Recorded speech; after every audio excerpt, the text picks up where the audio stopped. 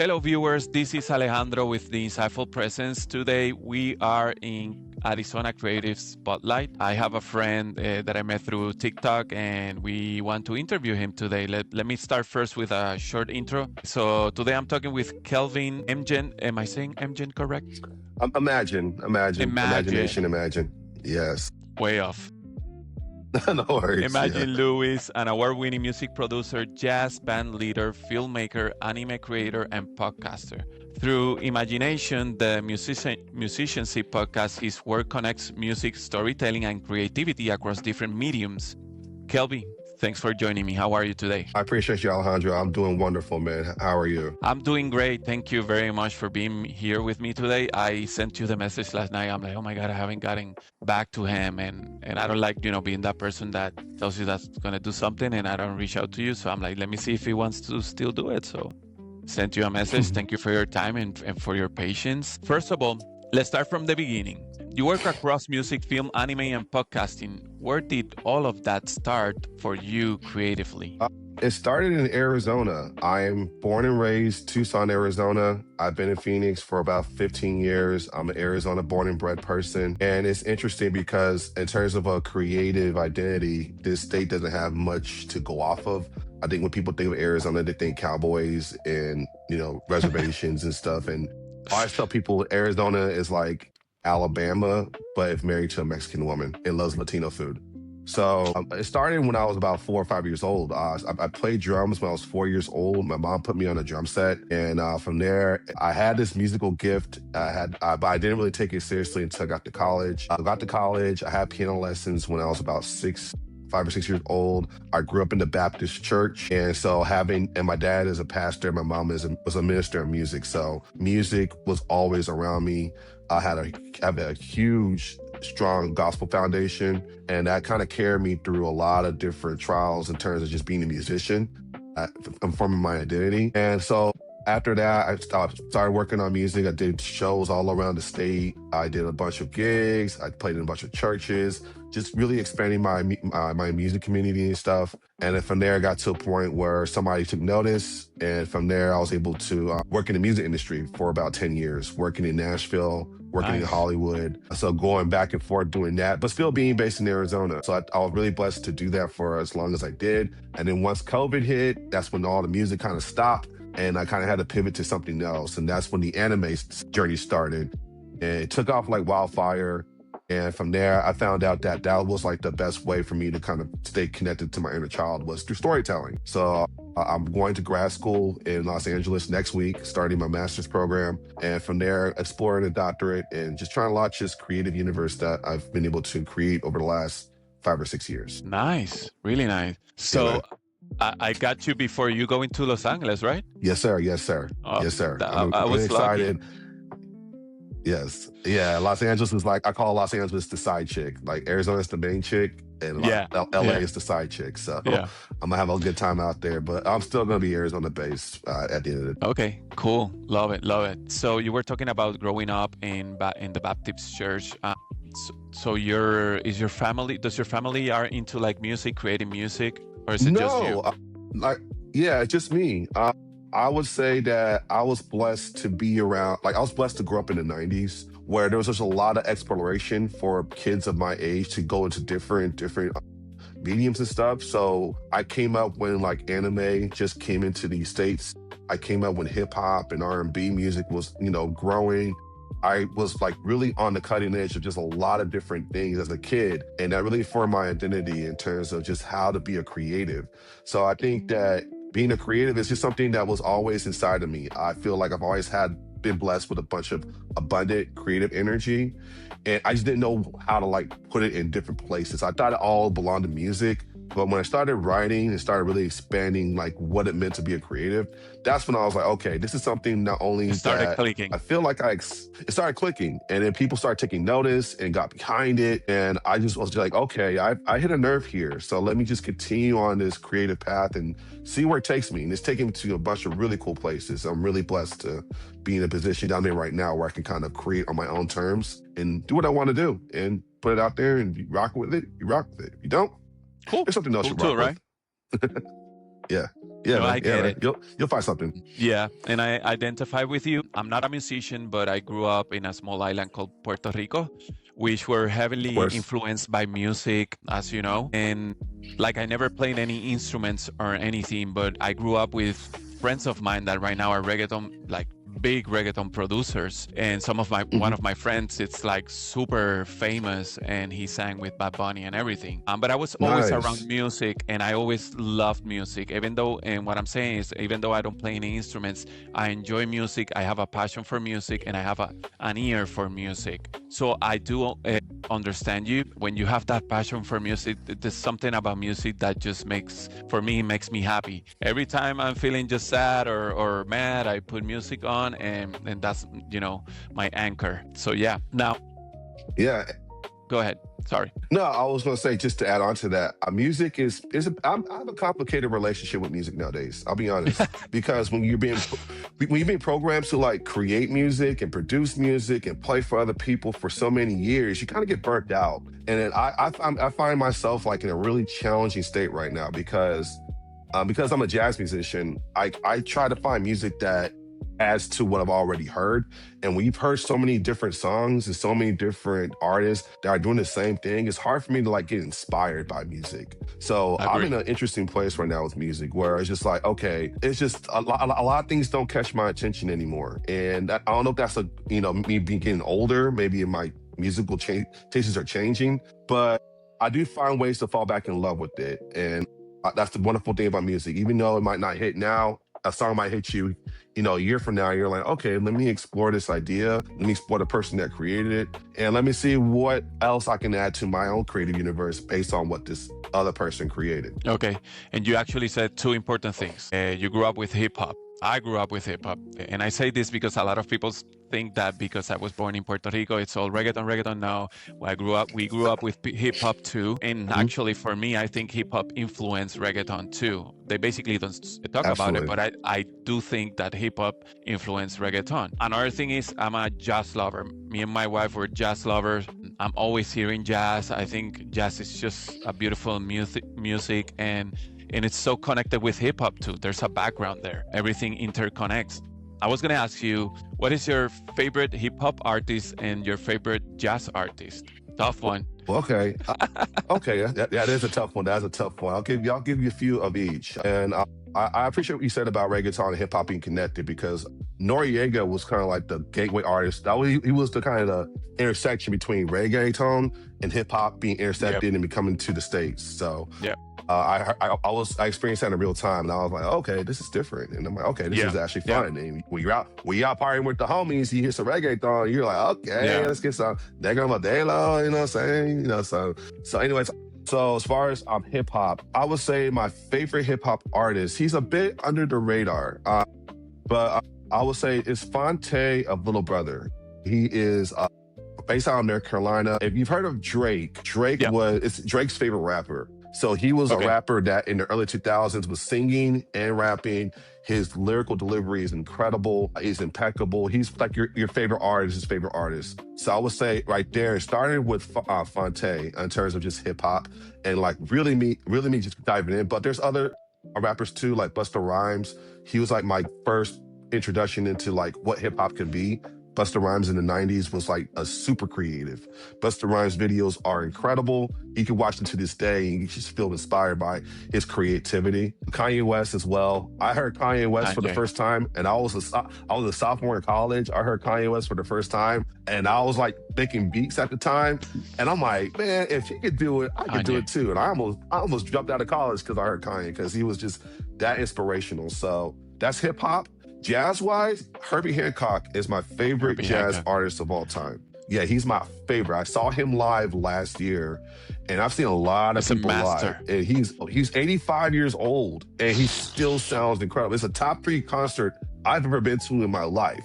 But what I appreciate about Herbie Hancock is that from 1960 on to today, he's still doing shows and he's finding different ways to evolve his sound, his arrangements, his songs. He is the first person to DJ scratch on a record. People think of hip hop and scratching. Herbie Hancock was the inventor of that. He did that in 1982. So Herbie Hancock for me is my all-time favorite jazz artist, and I would say in second place, Miles Davis. Just Miles somebody Davis. who was somebody who was unapologetically himself at all times, and is somebody that you can really trace the lineage of jazz through just his music alone. If you want to get into jazz history, you can start with Miles Davis and end with Miles Davis, and you'll get a full scope of what jazz music is and how it should evolve and how it's still evolving to this day. It is. It is. I love Miles Davis. For me, also is Chet Baker. I love Chet Baker. I love Man, John Chet Coltrane Baker has an too. amazing, yeah. He's a Chet Baker has master. an amazing documentary. I found a documentary Where? of Chet Baker. Right, it was on YouTube. It was like a year before he passed away, and he's basically recalling his life choices and stuff. And his voice is so golden, and his trumpet Yeah. playing is just as good. But he was Yeah. like Miles Davis, unapologetically himself, and just somebody that was just super cool. Everybody wanted to be him. Everyone wanted to get to know him, and yeah. So Chet Baker, great name drop. Great name drop. Yeah. And then I find those artists usually are just ahead of their time. Don't you think that sometimes those brilliant artists, you're like, what, this dude at this moment making this music, which people were like blown away because it didn't existed. I remember from Herbie Hancock, I was a baby, my older brother used to like break dance and all of that, and he had the song, the bah, bah, Rocket. I remember that song as a baby. I was born in the 80s. So I remember that song from him. And it's interesting that you're talking about him because my aunt sent me a book about Buddhism, and he's the writer of the book, actually. Yeah. Yes, I read that book. And I don't practice Buddhism, but I'm heavy into it. My anime is very heavy into like the ideas of Buddhism and stuff. Nice. And I can honestly say Herbie Hancock and Wayne Shorter, they have a book with a Buddhist monk. That was the book that got me into like Buddhism. I'm like, okay, I didn't realize that was kind of like their spiritual source of their creativity was being Buddhist and stuff. So yeah, man, I'm tracking to everything you're saying right now, man. Awesome. Yeah, I have the man. book. My aunt sent it to me. I'm not into Buddhism, but my aunt is like, hey, read it. Just give it a chance. I'm like, okay, I'll do it. But I have to read it. Okay, so hearing music differently. As a music producer and jazz band leader, do you think you hear music differently from the average listener? What are you listening for that most people might miss? I would say yes, for sure. Because when you're a musician, you know the process of making music. I've been producing music for 20 years. I've produced music at the highest levels. And I don't say that to brag, but it's just when you see how the sausage is made, you could like identify within 5 to 10 seconds what the song is, where it's going, what the melody is, what the rhythm is, what the BPM is, and how it all comes together. So there's a rule that I have is that a good song should surprise you. If it doesn't surprise you or there's not a wow factor at the end of the song, it's not a good song. To me, it's just a song. I always say as well, good artists, good singers follow the rules well, but great artists rewrite the rules. So I always try to find the artists that are changing the rules on music and stuff. So I would say that I look for the rules. I listen to the rules. I'm like, what rules are they breaking and what rules are they basically adding on to? Music is a conversation piece. It's the celestial language. It's the language we communicate that everybody understands. And sometimes I listen to music like it's a conversation. What is this person saying? Is it they're talking about money, hoes, and rims and baby daddy drama? I'm good. Yeah. I've heard all the stories. I'm good. What else are you saying? And it doesn't have to be something lyrically. It could be something musically. So those are like things, like specific things I'm listening to where I want to be inspired when I'm listening to music. So those are just things I take into account when I'm playing a song or I'm looking for an artist or researching an artist. I'm like, oh, that's an interesting idea. What other ideas do they have? Are they original ideas? Where did they get their ideas from? I'm always trying to go back to the source of what the music is or the inspiration behind the music. If I go on a Wikipedia page for a musician, I'm going straight to the personal life. What inspired their journey? What were the things they overcame to get to this point? Who were the people they talked to? What were the books that they read? That's how I approach music every single day. And that's why music is complicated for me at this point, because it's like, with all that, it's just like, okay, maybe it's just sensory overload. Maybe I'm looking at it a little too deep. But at the end of the day, I can look at my musicianship and what I play is undeniable, I feel like, at this point in my life. So I feel like I'm on the right track, but sometimes I have to give myself some space to be like, okay, Calvin, just be a fan and don't overanalyze it. Just listen and be a fan, and you'll Just be good. just So take it in, enjoy it. Don't yeah, be analyzing every rhythm or every sound.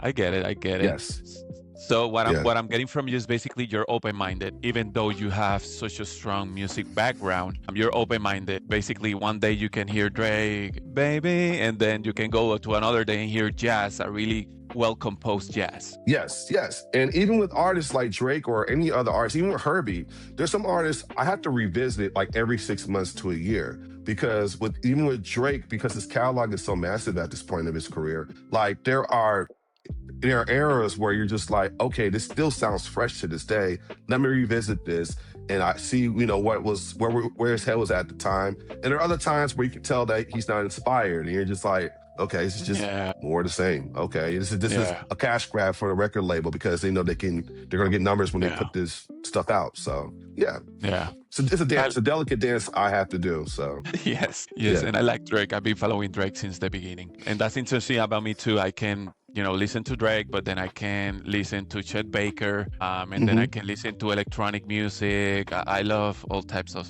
music. Okay, Same, so same. let's talk about a little bit about your musicianship podcast.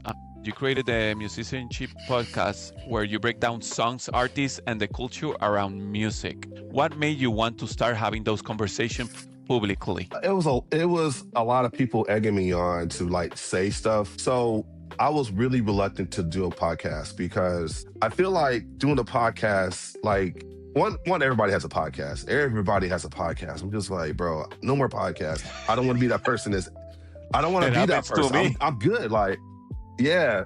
I But like I another think one. my people, yeah. But you're doing great work. You're actually adding to the conversation, and what I wanted to do was to add to the conversation using Okay. my experiences in the music industry.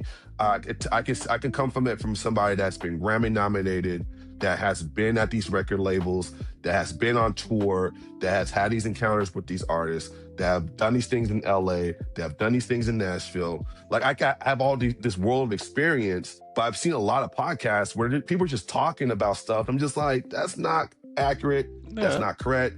You're not really looking at it from a critical standpoint. So with my podcast, I wanted to just critically look at certain things that I felt like people needed to, get more information on. So it started with, I had told my Grammy story, my Grammy nomination story on Hmm. Twitter about 6 or 7, 8 years ago. And I broke down the process of the Grammy nomination and it went viral. And I was like, that's weird. I'm putting out all this music and stuff and nobody's paying attention. But I go on this rant and people are like, oh my gosh, tell us more. So that's It's all kind of about where the podcast opinions. started. Yeah, it's just like, I'm like, okay, there's an avenue for me to share my stories and share my experiences without being pretentious, without being like, I know this and I do this and I Exactly. know these are my experiences. My Grammy story is actually a horror story that I talk about on my podcast because I was nominated for a Grammy, but I was owed $20,000 from a label. I was kicked off the project I was nominated for a Grammy for. So it wasn't like, oh my gosh, no. Oh my There were God. some hardships that came with that story. So I Wow. wanted to approach it from a sobering standpoint. We're like, okay, everything you see on TV, everything you see on TikTok is not what it seems. And I can tell you why, because I went through it. That was my overall goal of starting the podcast. Okay. And I'm trying to get back to it, but I'm kind of like, we'll see. Yeah. It's gonna. Yeah, it's just, When you're giving an opinion, it's always gonna create chaos. You know how it goes. and that's the Um, thing. I always get in trouble for what I say because I'm always honest, and I'm just you're. like, Yeah.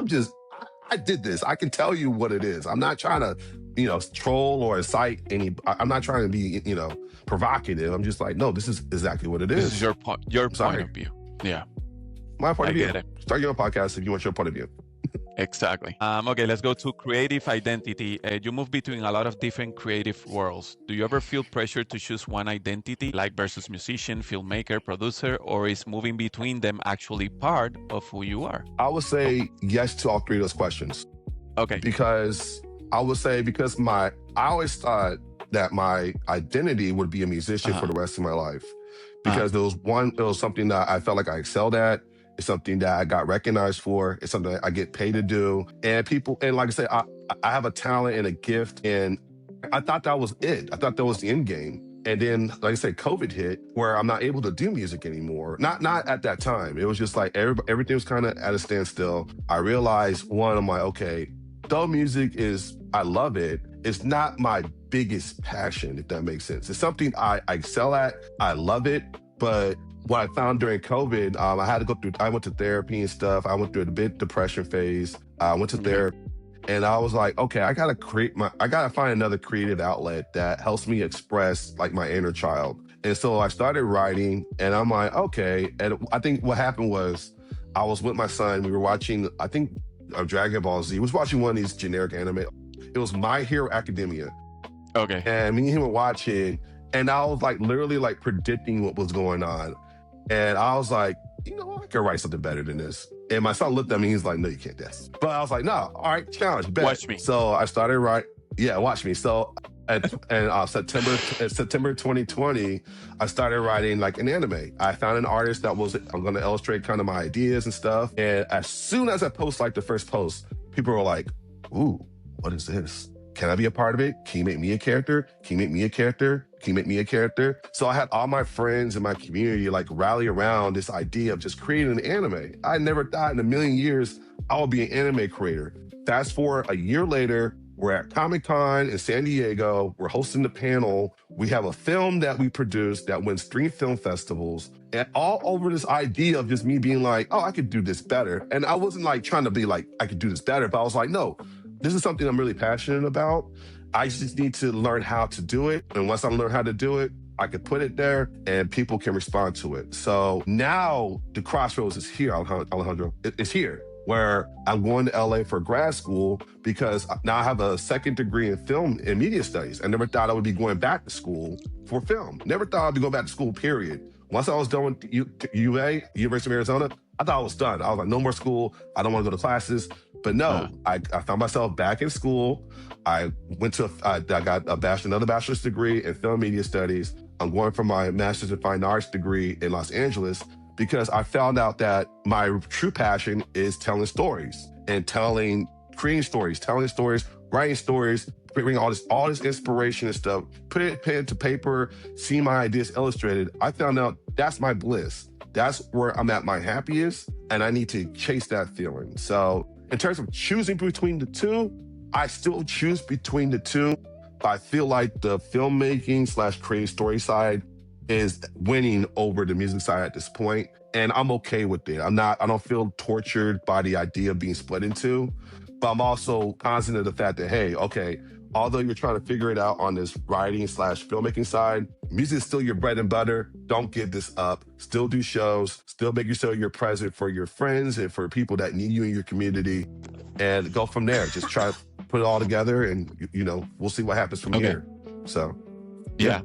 Was it a battle for you choosing film between music before? It was. It certainly was because I thought because, like you said, I told you everything I've done. I thought I was like good. I was like, no, I never felt like I arrived in music. Never. Even to this day, after all the things I've listed, I feel like I still haven't arrived in music. And I'm just like, okay, am I just chasing the carrot and it's just never going to end? Is the carrot going to continue to be pulled from me every time I feel like I'm close to music? Or am I going to do something that is fulfilling for myself, something I can do for myself, where I can kind of control the narrative, control the people around me, control my creative vision in a way where I can really just make this a more intimate experience. So what I found out is that is actually where I want to be at in my life right now, is just bringing everything to me and just taking into the intimacy of just being a creative, as opposed to, because right now with music, especially with musicians and stuff, like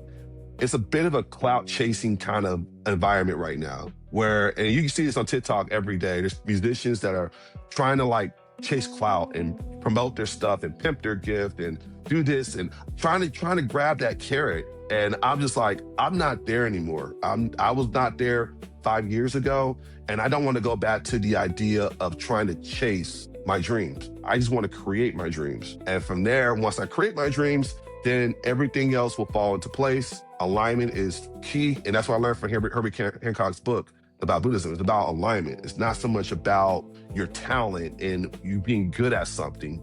No, it's not about that.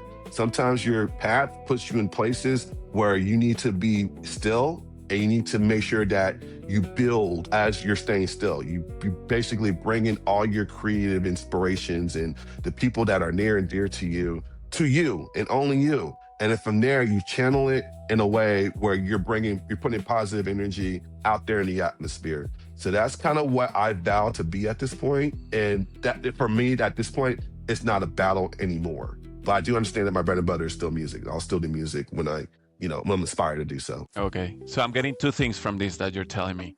First, you made your peace with your internal battle of music versus film. And secondly, yes, I think my opinion is like you found film and you're going through that will also find a way to bring back music. So that's a good thing that you stop fighting it and you're like, let me let it be, which is one of the things that I talk about a lot.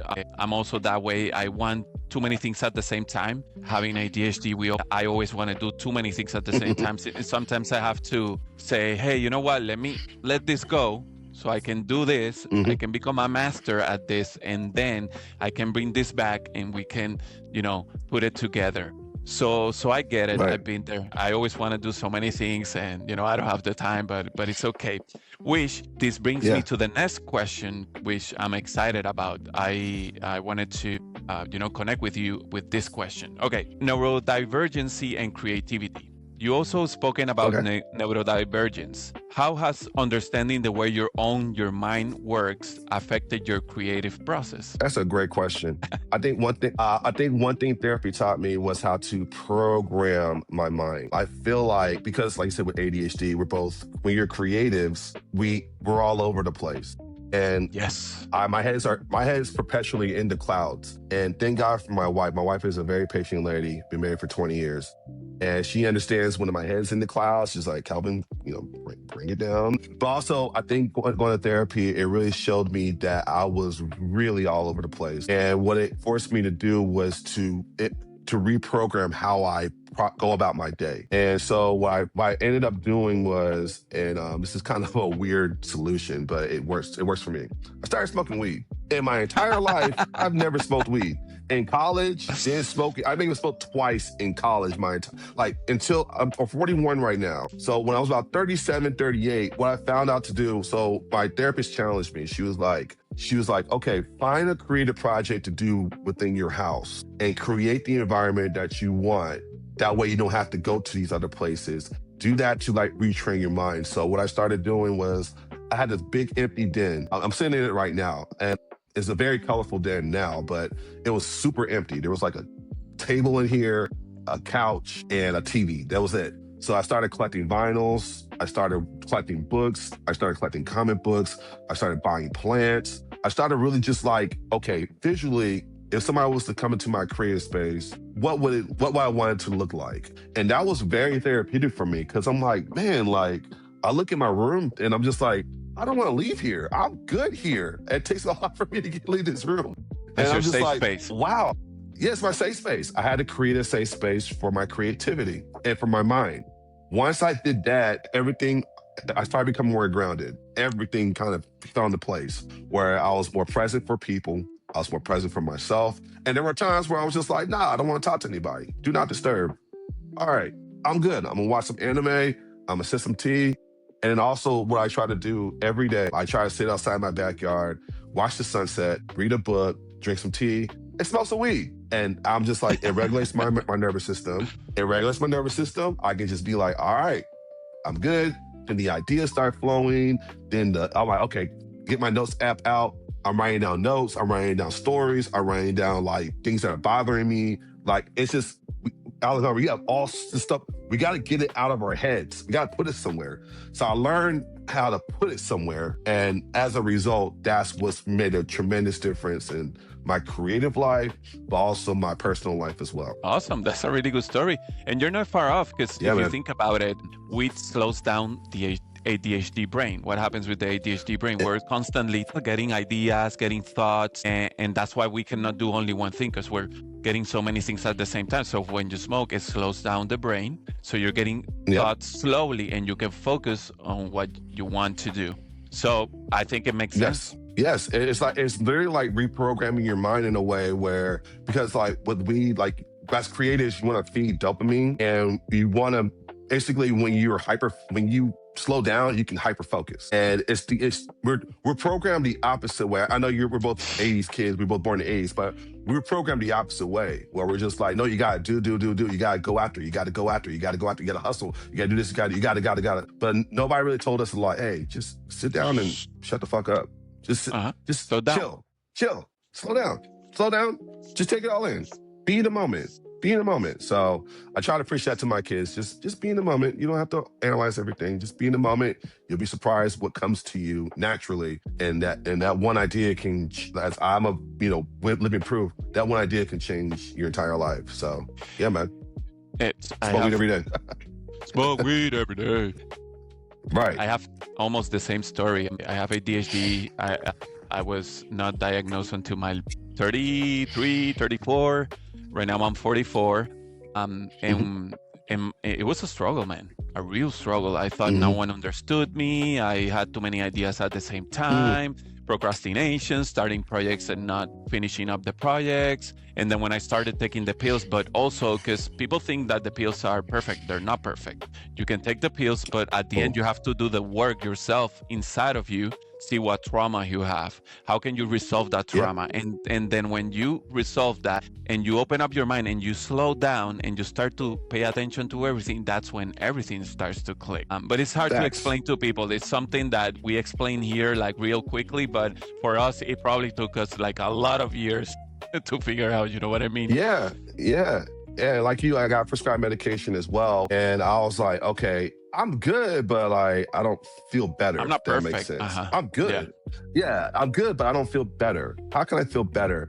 And like you said, that's when it takes the courage to go inside and be like, okay, what are some of the things, the blockage that is like preventing you from like experiencing these feelings of euphoria and joy. So shout out to you for doing the work, man. It's not, I can relate. It's not easy at all. No. And it can break you. It can leave you in a place of isolation. It can get you in a place where you're just, you feel desolate. You're just like, nobody understands you. But shout out for you for persevering, man. That's awesome. True. Hey, thank you very much. And like you, my wife, man. My wife, she isn't a psychologist, but I feel like she should have studied that because she's so good on understanding feelings. When I met her, I didn't even know how to say what I was feeling. That type of ADHD I have. And she would put, what are you feeling? I'm like, I don't know. I feel like this and that, because you're feeling so many things at the same time. Now I can pinpoint my emotions. I can, it also, I think it's also age. When I turned 40, also things started clicking for me. You're more mature, and you understand things, and you value life a lot more. Ever been a project or period where something didn't work the way you expected, but it ended up changing how you create now?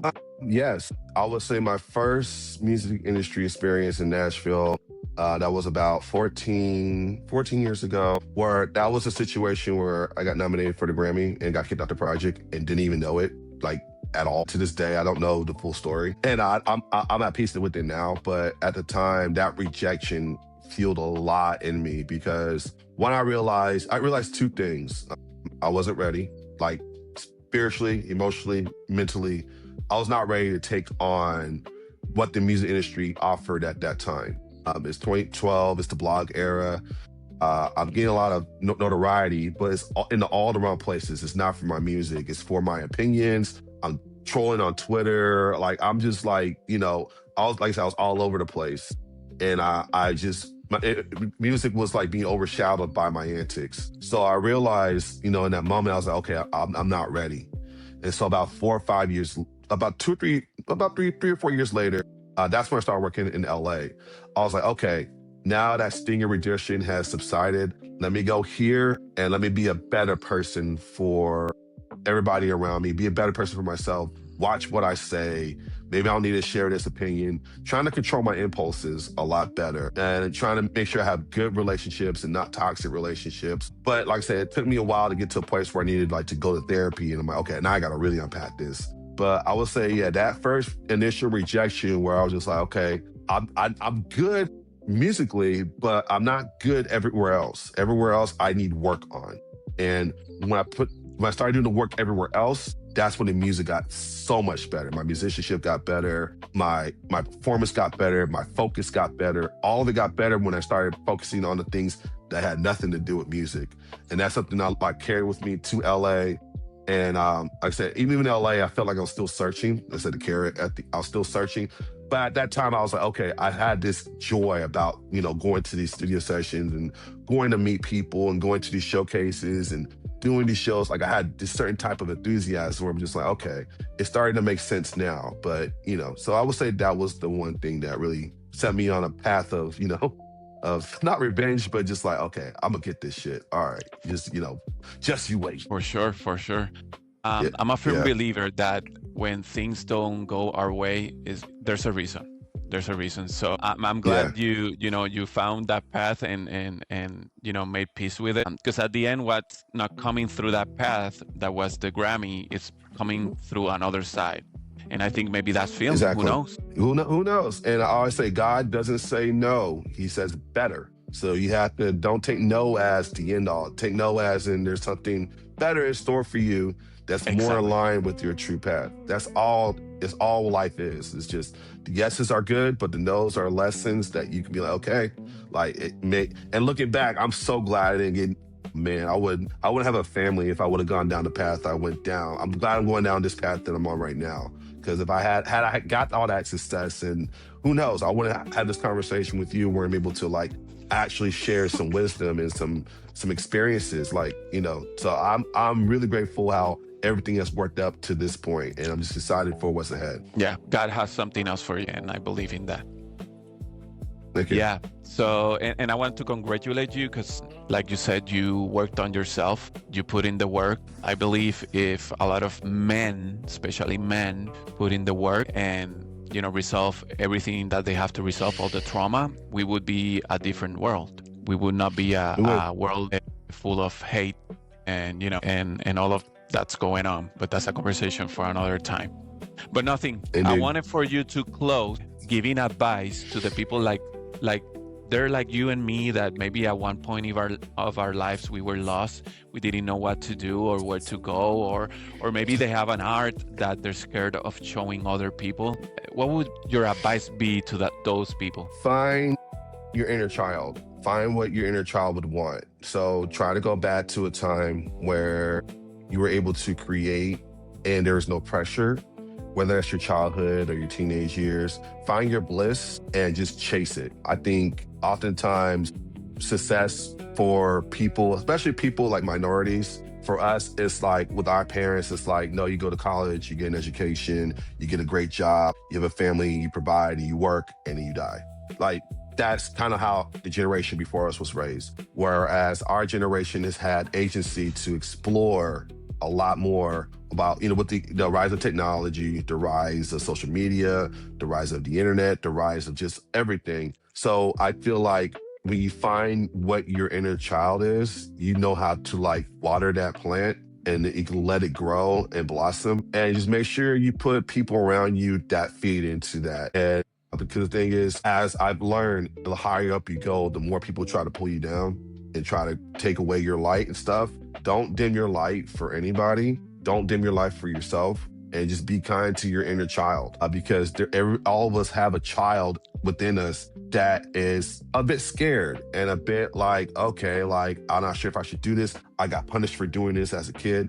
Don't be afraid to embrace your inner child, because once you do it, that's when just the real source of your creativity will come through, and then you'll be able to express it in a way that feels authentic. And don't use AI. Don't use AI. Stop using AI, bro. Stop. These AI flyers and AI art is not art. It's just flop. It's stolen ideas. But try to come from a place of authenticity, and the rest will follow. Awesome. That's beautiful. Going back to your roots. So I appreciate that advice. Well, Thank you very much for giving a little bit of your time today to be here with me. It was really nice meeting you. Now you have one more friend here in Arizona, so whatever you need, let me know. We can meet and do something else. I wish you the best, and let me know how the film studying film goes. Absolutely, Alejandro. Thank you so much for having me on your platform, man. I appreciate you even taking the risk to talk to me.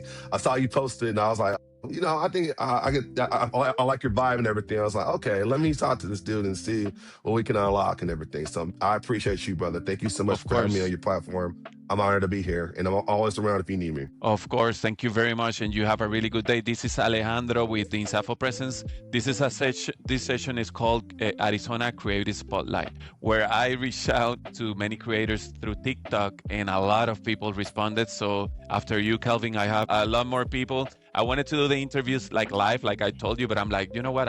I just have to make my life easier. Let's do them through video, because a lot of people reach out to me, like probably like 700 and counting.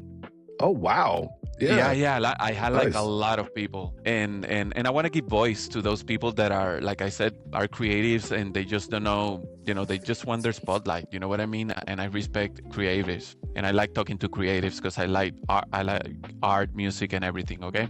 So thank you for being here Appreciate you, with me man. today, and then we'll connect later. Thank you very much. Bye, guys. Yes, sir. See ya. Peace.